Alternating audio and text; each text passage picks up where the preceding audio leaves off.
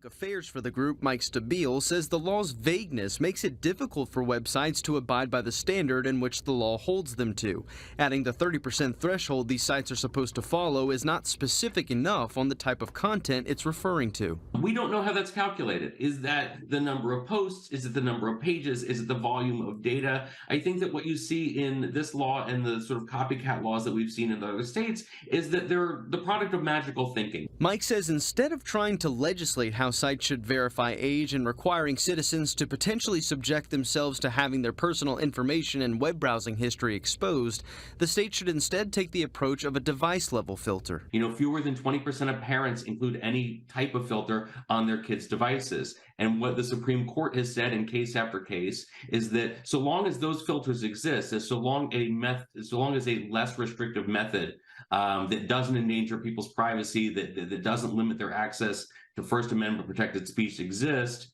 that these sort of government filters, these government mandates are unconstitutional. He's right. Do you know that?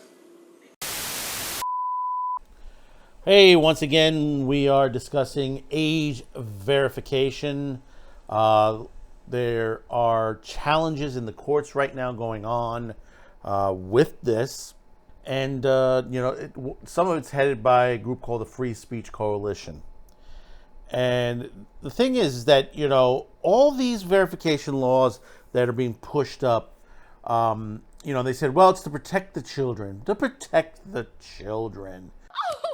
Won't somebody please think of the children? But when you read into it, and you got to go a deep dive into a lot of these bills, they don't say pornography on most of them. They say adult content. Now, when you look at the situation when they talk about adult content, porn is not the only thing that's adult content. R-rated movies are adult content. NC-17 movies are adult content. Even PG movies can be considered adult content depending on the age of the movie. Because there was a time and a place, because you're seeing some movies from way back when, back in the 60s and 70s, and some from the 80s that are getting reclassified to a higher rating because the ratings at that time was much different. We didn't have a PG-13, and we didn't have an NC-17 at the time. It was G, it was PG, R, and X, and at some points unrated. At some points, the unrating was mostly used as an X rating, but you have to say to yourself, well, Hollywood movies didn't have X rating. Sure it did. Movies like Caligula, Midnight Cowboy, and plenty of others that got an X rating at the time, which should have gotten an R or an NC-17 if they were fully into effect. One of the biggest push for the age verification has come out of Utah. And you hear the groups like, and I'm not going to call them by their new name. I'm going to call, from here on in, I'm calling them what they are. Morality and Media, and that's what they are. Morality and Media, this group. And then, of course, you have the Church of Jesus Christ of Latter-day Saints, the Mormons, who are also behind this, pushing on. Because in Utah, it seems they've gotten the bid that basically church should be in more control over state than it not being separate. It's church and state should not be intertwined into politics itself. Even though, hey, listen, a lot of us are Catholics, Mormons, Jewish. We're a melting pot of different religions in this country, and some of our laws are driven by, hey, listen, thou shalt not kill, thou shalt not steal, But the thing about it is that you put to points where you try to, say, well, you can't say this or you can't watch that. You fall in the category where it comes into the First Amendment. And we're going to go into a little bit of the case that's going on in Utah on this edition of Man Man with the Show.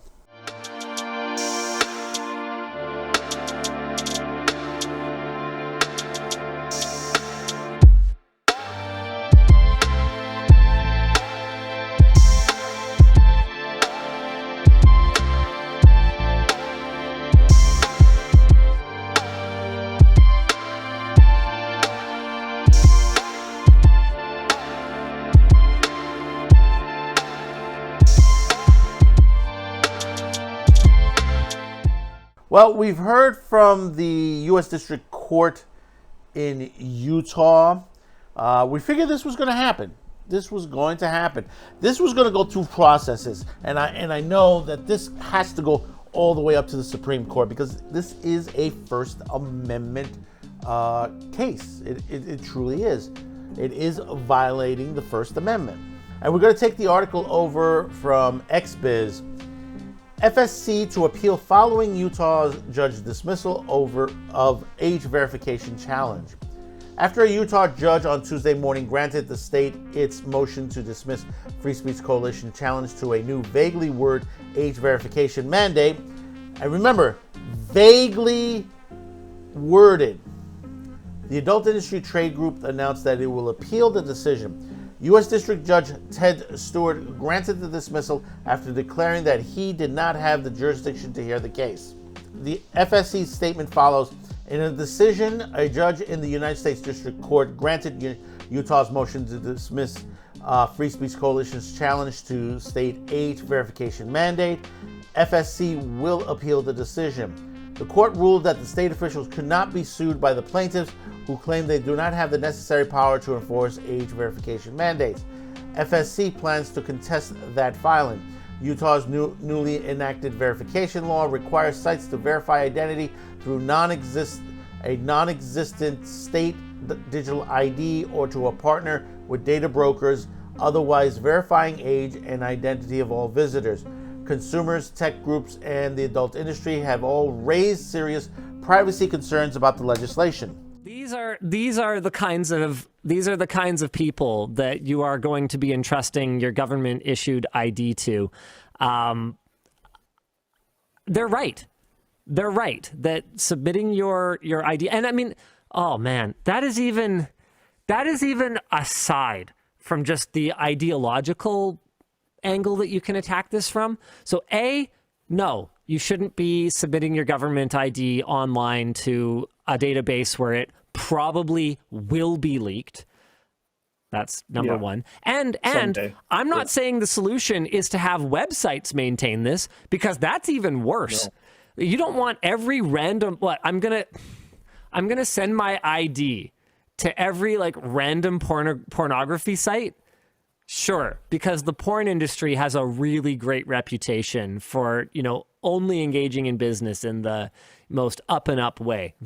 FSC Executive Director Allison Bowden has said Utah is attempting to duck responsibility for a dangerous law passed by its own legislature, but make no mistake, the law is unconstitutional.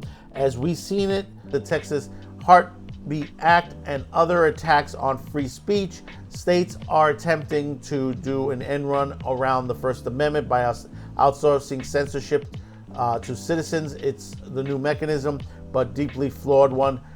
Government attempts to chill speech, no matter the method, are prohibited by the Constitution and decades of legal precedents.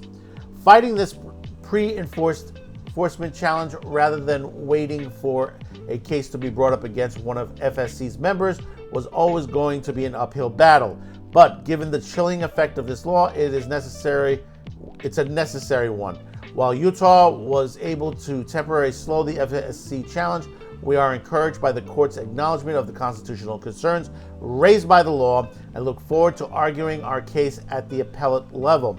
As the Supreme Court has established, the government cannot and should not wall off the internet when less restrictive options for protecting minors exist. That is correct. This came out of the Supreme Court itself. There are plenty of ways, even though they're not 100%, but there are plenty of ways to block certain sites, and it is possible. Mostly, a lot of it's from antivirus programs, which that's free inside antivirus programs. There are other programs that basically are out there that doesn't cost much, and there are free editions of others. FSC has also filed a suit in Louisiana over that state's age verification law. Unlike Utah, Louisiana's Attorney General is directly involved with enforcement of the law, which allows the state to bring civil suits against the sites, largely bearing concerns raised in the Utah case. See, the thing about it is, each of these states that are doing it, they're following almost the similar suits, but they're going around it different ways. Some are doing it from internally, they're doing it from externally. As we said in the past before, tech experts, privacy experts, a lot of people have said this doesn't work. Age verification doesn't work. So why run a policy, a rule, regulation, blocking these sites? The issues you're going to cause are First Amendment rights. People are not just going to pop their social security number, their facial recognition, their government issued ID. I mean, let's go all the way back to the adult website that got hacked. 33 million people had their information put out on the web, on the dark web, the regular web. It was all out there for anyone could see. Yeah, you could say, it was a site that that promoted cheaters, cheater couples and stuff like that. But the thing about it is, this is the problem that happens. If we can't protect a regular site from it being breached, why think a age verification site is going to do any better? Remember, all this stuff can be curbed at home. It is education, number one, to the family. Okay? Family should be able to do this. If the family, doesn't want to put up blocks and stuff like that, they're not going to have the government want to come in and block their entire computer. Because that's what's going to happen. Adult content is not only pornography. Understand that. Anything that is rated for anyone above 18 is adult content. No matter how much they change the dictionary rule for that. As I said, this is going to end up all the way to the Supreme Court. I hate to go all the way to there just for them to slam it down finally. I mean, as soon as one of these gets slammed down, the rest will fall like a house of cards. Because the thing is, going against the First Amendment is something you do not do. Just because you think you could score points with the vote. For some people, you're scoring points with the voters. You think you're going to do that. No, you're not. The other half of it is for religious reasons. If you don't want to watch adult content, if you don't want to watch porn, you don't want to watch action films, horror films and stuff like that, then don't watch it. Trust me, don't watch it. But I'll tell you this, the world is full of a lot of horror, a lot of sex, a lot of violence out there. Don't blame the entertainers for what's going on out there.